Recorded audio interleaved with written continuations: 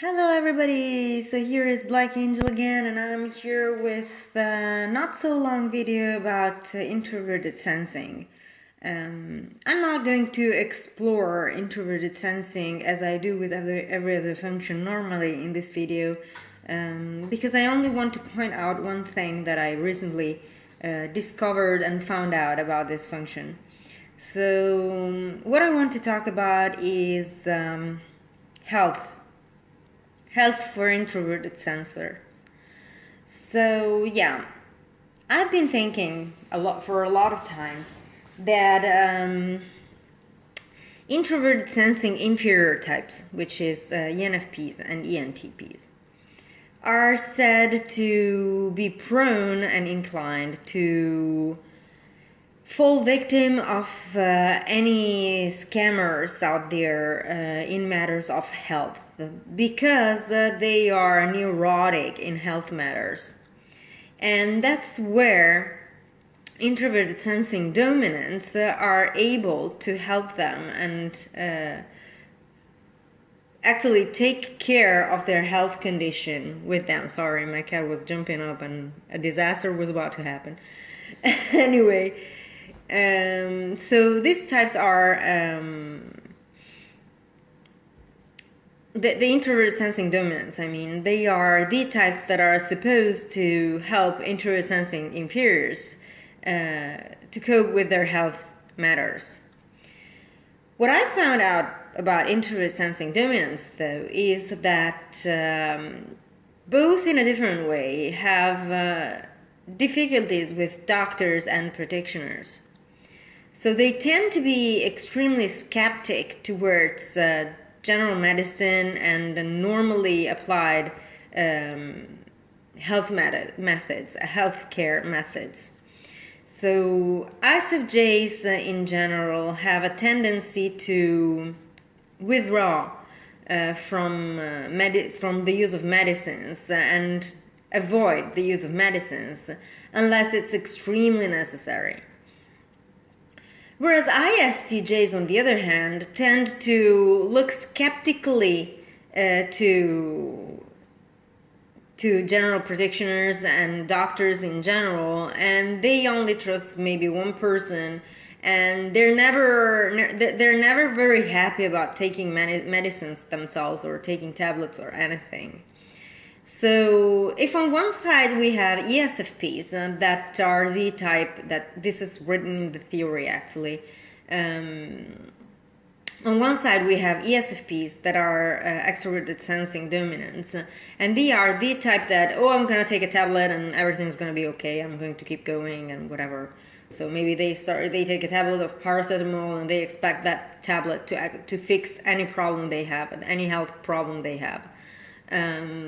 On the other hand, we have introverted sensing dominants that are basically against the use of medicines. Now, do not think if you are against the use of medicines that you are automatically an introverted sensing dominant, because that's not how it works. A lot of other types have this kind of attitude, like, for example, INTJs or INFJs even. Or I even know some ESTPs. It really depends on the person. But what concerns introverted sensing dominance, what I spotted is actually a pattern that concerns introverted sensing. And I decided to make this video because I want to explain to you what these introverted sensing dominants are actually doing versus what everybody else does when they are against the excessive use of medicines.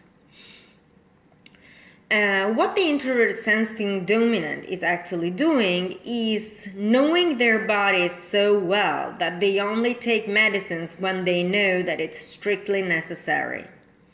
So, for example, an ISFJ that I know refuses to take anxiety medicines or any medicine that is supposed to help her with anxiety or depression or whatever psychological issue. That's my cat that would want to go out. Impi, no, dopo, amore. Vieni qua. Sorry.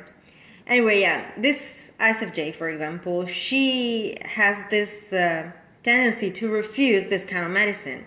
And that's because she expects herself to cope with a problem and to actually deal with it head on with her full range of emotions available. Now, medicines do not take away any medicine or any anti-anxiety thing that you're going to take is not going to take away your emotions. They're only going to give you that amount of calm that allows you to actually face the problem. This is what they're meant to do. But for an introverted sensing dominant, losing the experience of the impact of the emotion means to lose the experience of something that can be of help in their lives. An introverted sensing dominant is mostly based on their past experiences. So whenever something new arises, they're going to compare it with past experience and decide how to go about it according to their past experience in that realm. When something new arises, they can fall in a stupor, and that they can actually have a lot of difficulties facing the situation. So for an introverted sensing dominant, it is absolutely important that they are going to experience the thing 100%. The same they apply to medicines that are supposed to heal the body. They only take medicines to heal their bodies if they see that their body by itself cannot cope with the issue. If it is a cold, for example, and the cold can be solved without taking medicines, they're going to avoid the medicine. So this kind of attitude here, if you think about it, compared to the opposite attitude of people that can fall victim to scammers because of their neurotic behavior towards health conditions. This difference can help the introvert sensing inferior type to cope with the health problem without actually falling victim to scammers.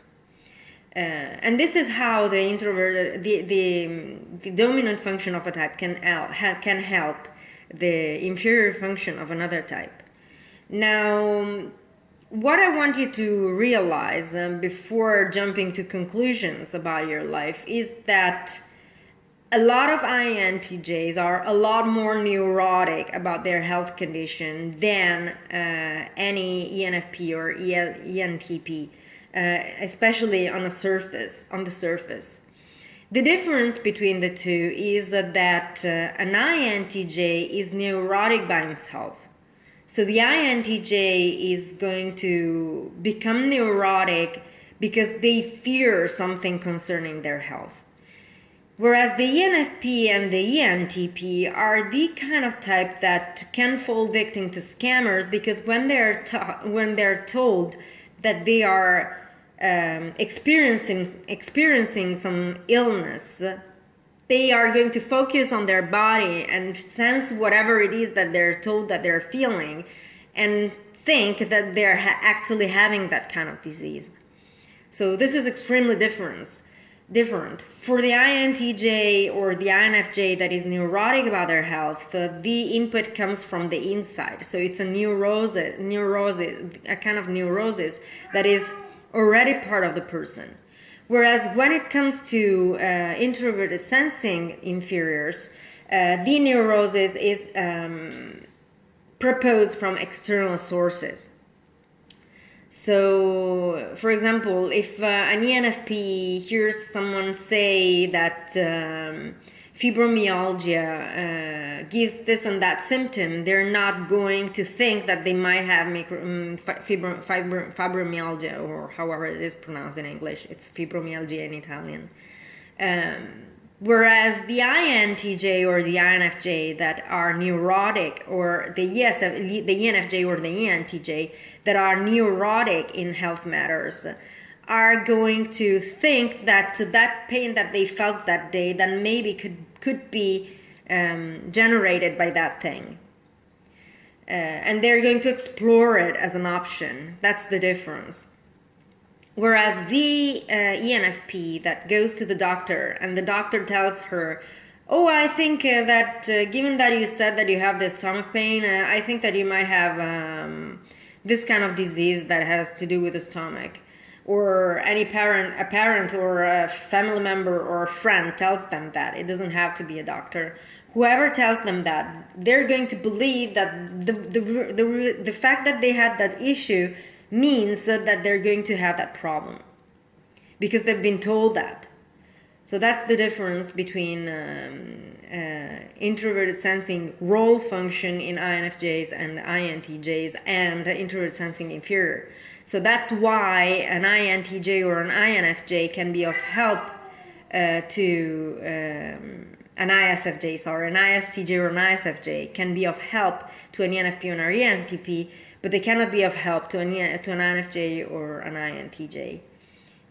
Because an INFJ and an INTJ are going to cope with their sense of cause and affect. So they're going to use their sense of cause and affect to deal with the problem from a cognitive point of view. So everything that is dealt with by a sensing type is dealt with guts, meaning body sensations, or I'm not sure about extrovert sensors actually, so I'm going to stick with introvert sensors. Introvert sensing type cope with issues and with the world and the experience of the world through their physical sensations, whereas an introverted intuition type is going to cope through their mental landscape. So they use their imagination, they use their sense of cause and affect, they use their ability to project situations in the future and to see the development of situations, to handle whatever it is that they have in front of them through the use of the second function, obviously. For INTJs, it's going to be public opinion particularly, or doctors or specialists that are considered valid by the public opinion, whereas an INFJ is going to explore herself disciplines and try to understand things through introverted thinking tertiary, so that they're going to come to an understanding of what the hell it is that they're dealing with. And on this note, I think I'm going to close this video because my cat is driving me insane because he's going insane himself. And I will talk to you soon. Bye.